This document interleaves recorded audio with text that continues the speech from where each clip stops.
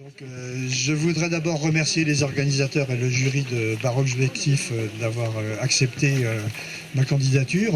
Je vous avoue que je ne pensais pas être reçu parce que je me disais mais ça c'est des photos anciennes qui datent de près d'un demi-siècle et donc eux ils font surtout de la photo d'actualité. Et puis j'avais mon confrère José Nicolas qui a exposé il y a quelques années sur la révolution roumaine de 1989, donc je me disais bah lui il a été accepté donc pourquoi pas moi. Et finalement ça a marché, donc je suis content d'exposer ces photos qui remontent donc à la période 1975 et 1982 de la guerre civile du Liban. Donc j'étais là-bas en tant que correspondant de France Inter quand le 13 avril 1975 exactement a éclaté la guerre du Liban. Et donc Antenne 2 à l'époque n'avait pas de correspondant, donc Antenne 2 m'a demandé si je pouvais travailler pour eux, ce que j'ai fait bien sûr avec plaisir puisque ça me permettait d'ajouter l'image au son de la radio, n'est-ce pas? Mais ma passion première c'était quand même la photo, l'image fixe. À l'origine d'ailleurs, quand j'étais à l'école de journalisme de Lille, j'aurais voulu faire photo-reporter. Aujourd'hui, je ne regrette pas du tout l'orientation que j'ai prise parce qu'aujourd'hui, les photo-reporters vivent plutôt avec beaucoup de difficultés dans leur métier, n'est-ce pas? Et donc, je suis resté photographe quand même. Et à chaque reportage, je m'efforçais toujours de faire parallèlement aux images animées des images fixes pour les garder en souvenir. Et aujourd'hui, je m'en félicite parce que je suis content de pouvoir vous présenter ces images. Donc c'est la guerre civile du Liban, 1975, qui aujourd'hui prend un certain écho avec ce qui se passe à Gaza et qui montre qu'on est loin de la fin du conflit. Quand j'ai commencé de couvrir le conflit du Moyen-Orient, c'était par la guerre du Kippour en 1973. Et je me disais, au moins quand je serai à la retraite, il y aura la paix et ce conflit sera fini. Donc c'était une très mauvaise analyse puisqu'aujourd'hui, le conflit s'est largement aggravé et toujours avec un peu les mêmes acteurs. Donc vous voyez par exemple là, les Palestiniens, donc c'est 1975, les Palestiniens sont armés depuis 1969 parce que par les accords du Caire, le monde arabe a demandé que les Palestiniens puissent bénéficier d'armes pour répliquer aux attaques israéliennes. Alors eux-mêmes lancent des opérations contre Israël, Israël réplique donc il faut que les Palestiniens se défendent et soient armés. Donc progressivement, on arrive à une montée en puissance de la puissance militaire palestinienne qui fait que au Liban, il y a des gens qui sont mécontents, il y a les milices phalangistes, les milices chrétiennes qui veulent donc empêcher la résistance palestinienne de se développer. Il y a quand même quelque chose comme 400 000 Palestiniens au Liban, puisque après la guerre des 6 jours, plus Septembre Noir en 1969, où les Palestiniens sont en partie chassés de Jordanie, tout le monde se réfugie au Liban. Donc le Liban devient cette poudrière qu'on connaît encore aujourd'hui. Moi, ce qui m'a frappé, c'est que les enfants dans cette guerre étaient mobilisés. Et tout au long du conflit du Moyen-Orient, on voit que souvent les enfants prennent aussi les armes. Et pour moi, en tant que journaliste, c'est parfois des éléments très dangereux. Quand on arrive à un barrage et qu'il y a des enfants qui sont armés, il faut faire très attention parce qu'on ne sait pas ce qui peut leur passer par la tête. Alors les femmes aussi sont mobilisées, vous voyez, côté palestinien, elles sont armées. Et ce qui est surprenant là, c'est que les femmes portent la chapka, ce qui est quand même étonnant parce qu'il fait quelque chose comme 35 degrés à l'ombre. Mais ce sont les soviétiques qui ont fourni le matériel et qui fournissent également des tenues de combat, et la chapka fait partie des tenues de combat. Donc les femmes, par amitié avec l'Union soviétique, mettent la chapka pour défiler et montrer leur puissance. L'image d'après, donc c'est la prestation de serment des phalangistes chrétiens. Donc c'est une image qui est quand même pour moi assez inquiétante puisqu'ils font le salut. Alors ils me disent mais non, c'est le salut romain, c'est pas le salut fasciste, mais enfin bon quand même ça. C'était quelque chose d'un peu inquiétant. Donc on sent vraiment monter la tension et on ne sait pas qu'est-ce qui peut arrêter cette guerre civile du Liban, quoi. Donc là c'est la célèbre place des Canons, n'est-ce pas, qui est frappée par un attentat sévère à la voiture piégée. Et donc, malgré ça, c'est au début de la guerre, malgré ça, le commerce reprend, le commerce continue. Bon, les Libanais sont habitués à ce genre d'activité, et donc, malgré la guerre, il y a toujours eu une activité commerciale qui a pu fonctionner. De même, l'économie également a pu continuer de fonctionner, ce qui n'est plus le cas aujourd'hui. À l'époque de la guerre civile, les pays arabes, les Émirats, continuaient quand même d'investir au Liban, de croire encore à la paix au Liban. Donc il y avait régulièrement ce qu'on appelait les rounds, quoi, les coups de guerre qui venaient frapper le pays. Puis après, on retrouvait une stabilité pendant quelques jours, quelques semaines même. Puis de nouveau, après, il y avait un nouveau cycle de violence, et puis on était face à la guerre civile. Alors ce qui m'a frappé, moi, c'est que j'avais beaucoup de mal à intéresser ma rédaction à ce qui se passait au Liban, parce qu'on avait du mal à comprendre entre les Palestiniens, les chrétiens, le mouvement du Fatah, les morabitoun musulmans, tout ça. Donc souvent ma rédaction me disait, écoute, on n'y comprend rien. Et parfois il y avait quelque chose comme 100 morts par jour, 200 morts par jour, et je n'arrivais pas à intéresser ma rédaction. Et puis un jour, il y a un jésuite, un père jésuite qui s'est fait tuer, qui s'appelait le père Gerfagnon. Et alors ça a beaucoup ému l'opinion en France, et à partir de là, j'ai pu beaucoup plus facilement parler de la guerre du Liban, parce qu'il y avait, voilà, il s'était identifié, on avait trouvé qu'un père jésuite s'était fait tuer, et que c'était parfaitement injuste. Donc qu'est-ce qui se passait au Liban? Donc il fallait continuer à traiter de cette guerre. Les enfants palestiniens, et puis palestiniens et libanais, donc voilà, c'est un entraînement, c'est une présentation des armes. On sent à travers leur regard quand même une certaine hostilité, montrant que voilà, ben on est fort, etc. Donc on peut faire le coup de feu et tout. Et à force de vivre cette guerre du Liban, je me rendais plus compte de l'impact que ça pouvait avoir de voir des enfants comme ça se battre. Puis un jour, j'ai transporté un photographe qui arrivait de Paris, qui n'avait jamais mis les pieds au Liban, qui s'appelle Michel Philippot, qui travaillait pour l'agence Sigma. Et je lui ai dit, bah, je vais te faire un tour de Beyrouth, là, dans ma 4L, j'avais une 4L à l'époque. Et puis tout d'un coup, on est arrêté à un barrage où il y a des enfants qui nous arrêtent, quoi. Et il me dit, ah dis donc, t'as vu, c'est des enfants. J'ai dit, oui, quoi, c'est des enfants. Et donc, à force de couvrir cette guerre, je ne m'étonnais même plus de voir que c'était des enfants qui aussi menaient les opérations et faisaient le coup de feu contre des civils de la communauté adverse quand ils arrêtaient les gens au barrage. Enfin, peut-être un peu romantique aussi, ce qu'on appelait les Morabitoun. Alors Morabitoun, c'était un mouvement musulman qui était allié aux Palestiniens. Alors c'est très difficile de définir cette guerre civile du Liban, c'est pas vraiment les musulmans contre les chrétiens, c'est pas vraiment les chrétiens contre les Palestiniens, parce que chez les chrétiens, par exemple chez les étudiants, il y avait une certaine solidarité aussi avec les Palestiniens.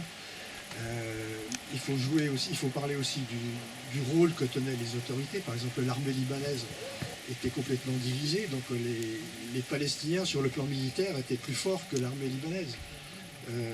C'est ce qu'on voit par exemple encore aujourd'hui, où le Hezbollah est plus fort et plus armé, mieux armé que l'armée libanaise. Donc c'est ça qui est étonnant dans ce pays, n'est-ce pas? C'est que l'autorité du pays, la gouvernance, l'autorité nationale est complètement bafouée par les milices et les différents partis et mouvements qui s'accaparent le pouvoir.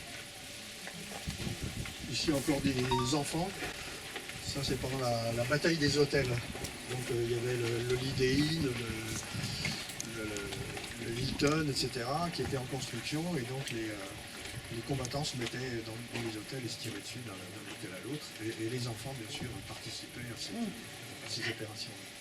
L'image d'après, ça se passe dans un village chrétien, le village chrétien de Damour, qui fait l'objet de représailles de la part des Palestiniens, parce que les combattants chrétiens, milices phalangistes, ont attaqué un bidonville qui s'appelle la Quarantaine, qui était tenu par des Palestiniens.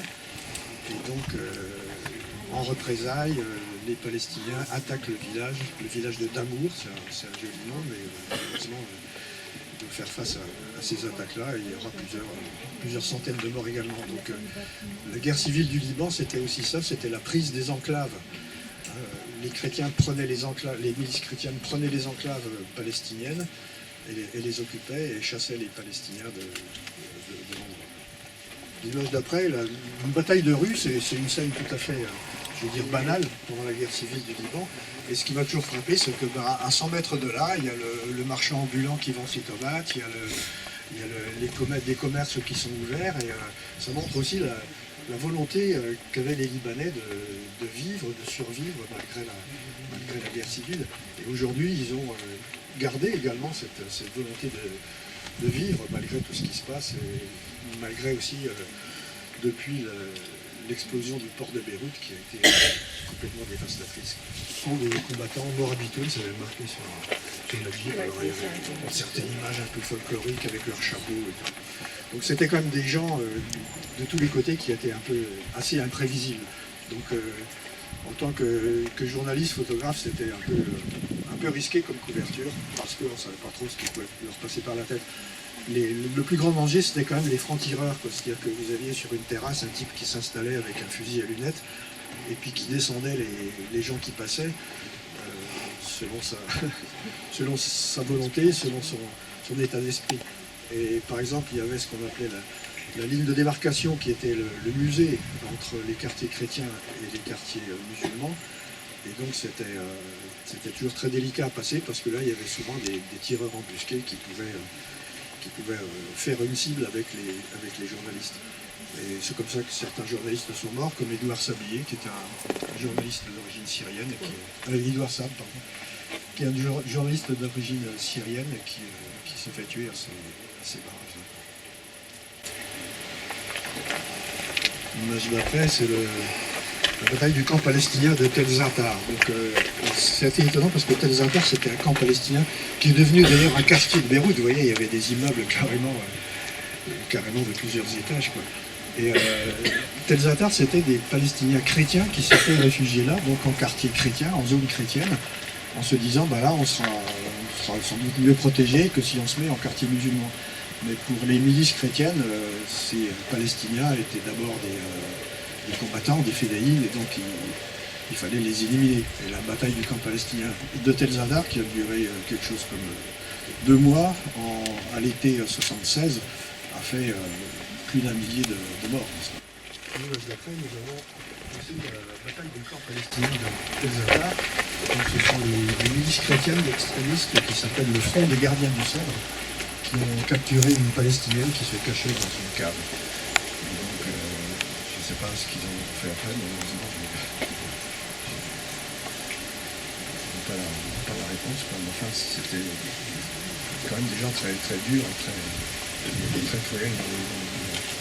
Ensuite, nous avons l'arrivée de l'armée syrienne. En novembre 1976, l'armée syrienne qui intervient à Beyrouth, dans les quartiers à la fois chrétiens et musulmans, les quartiers de Shia et Ain Ramané. Et ce qui est frappant, c'est que la Syrie a obtenu un feu vert de la Ligue arabe pour intervenir au Liban, alors que la Syrie a joué toujours un rôle ambigu dans cette guerre. Quand les chrétiens étaient trop faibles, elle soutenait les chrétiens. Quand les Palestiniens étaient trop faibles, elle soutenait les Palestiniens. Donc elle a joué toujours un double jeu pour essayer un peu de garder le pouvoir et le contrôle sur le Liban. Parce que les Syriens n'ont jamais tellement accepté l'existence du Liban. Pour eux, le Liban, c'est une province de Syrie. La preuve, d'ailleurs, ils n'ont jamais accepté la présence d'une ambassade syrienne à Beyrouth, puisqu'ils ne reconnaissaient pas le Liban en tant que pays. Il a fallu beaucoup de manifestations au Liban pour que finalement ils se décident à ça, et qu'ils se décident à quitter le pays dans les années 2009. Ils se sont retirés du Liban à la suite des grandes manifestations qui ont eu lieu à Beyrouth. L'image d'après, nous avons l'intervention de l'armée syrienne dans le quartier du Parlement. J'ai eu la chance d'avoir une carte de presse syrienne, donc j'ai été autorisé à suivre l'armée dans sa progression sur la ville de Beyrouth. Et c'était une époque aussi où il n'y avait pas tellement de journalistes à Beyrouth, parce que les gens couvraient les suites de la mort du général Franco en Espagne. Et donc, voilà, des mois qu'on disait que l'armée syrienne allait intervenir, et puis tout d'un coup, ça s'est fait là, en novembre 1976. Et donc, j'ai pu suivre l'armée syrienne dans sa progression sur...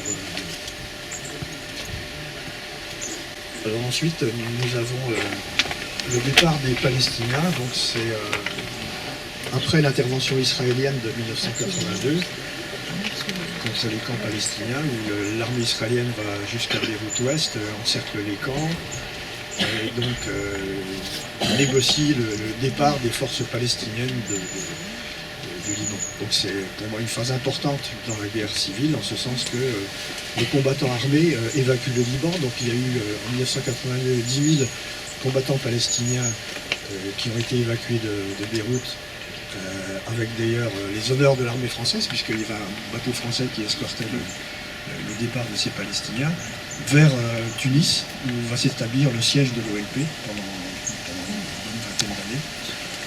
Et puis ensuite, l'évacuation de Tripoli, donc c'est là que j'ai pris la photo. Donc ça, c'est des gens qui montent, des Palestiniens qui montent dans le bateau. Le bateau qui sera aussi escorté par la marine française. Et 10 000 Palestiniens aussi qui vont se réfugier, se replier sur la Tunisie. Et donc autour de Yasser Arafat, chef de faire des photos. Et donc Sabra Shatila, il y avait vraiment d'autres choses à faire que des photos. Et alors à l'époque de Sabra Shatila, on était obligé de diffuser nos reportages par Jérusalem. Donc je me relayais avec mon collègue Daniel Bidalian pour diffuser nos images. Et donc il fallait à chaque fois aller à Jérusalem pour monter les images. Et alors c'était assez étonnant, parce que c'était la première fois depuis la date d'avant l'indépendance d'Israël qu'on pouvait faire la route Beyrouth-Jérusalem. Aujourd'hui, c'est bien sûr pas possible, quoi. Et donc voilà, j'ai pas d'image de cette période-là. C'est purement la guerre civile libanaise qui, pour moi, se termine pour la première phase avec le départ des Palestiniens du Liban.